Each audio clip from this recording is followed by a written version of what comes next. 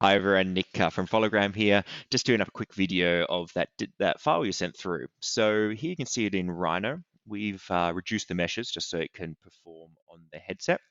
And now the first thing we need to do is set up some marker codes. So the marker codes are the way that we can detect the object in the physical world to line things up to make it accurate.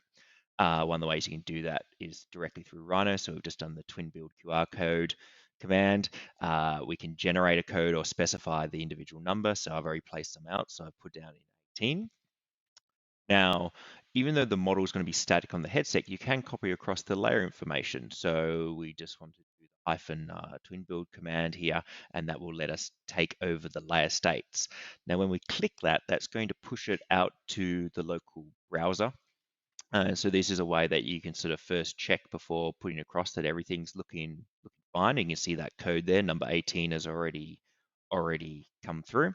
But what we're also going to be able to do here is check the different layers have come through, which you can see they have here. And so now we need to add the second marker that I've put in the real world.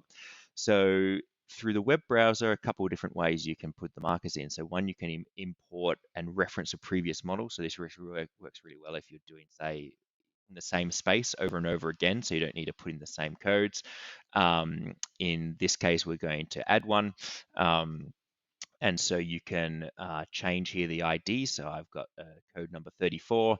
Obviously, we've got imperial metric here. You can put specific coordinate data, but what we're going to do is snap it here. Snapped it here to the corner of the object, and then that's what we've measured out in the real world. Whatever it is. So now we're clicking upload. That's sort of compressing and doing a bit of magic in the background, then going to push this model to the cloud. So it works on like a team basis. So it's in effect pushing it to our account. But once you have this then uploaded, it's going to generate a model code here. And this is a way that you can get it on the headset. And so what that looks like is it generates through and the headset picks that up automatically. So here with my headset, I've just got this turned on. I haven't actually got Twin Build launch. It detects that code. It's always scanning for code. So you press OK. It's going to contact the server and download the model. So you can obviously have your designer in one part of the world and the person using the headset somewhere else. You can also print these codes out and send it out. So now this model has been popped in here, what we call play mode. So you can see I can just manipulate it around, scale it, etc., having a look.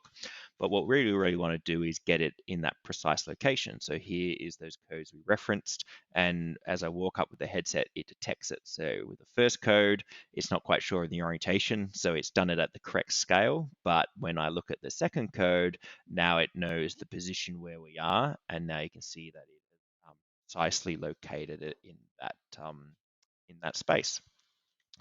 So in terms of the information, if you go into the Twin Build menu, you can see we've basically got those layer states. So here we've done template mode.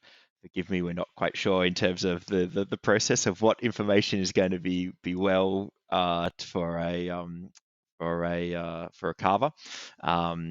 But in terms of we've just gone through and done a few speculations. So obviously showing like dimensional data there, you can see so measurement, um, uh, coloring the object, so you could imagine a subtractive process where you're showing parts you're needing to cut off to get down. Um, and that menu you can see you just tap and open and thing. So yeah, this is basically your model on the headset, ready to go. Look forward to chatting soon. Thanks.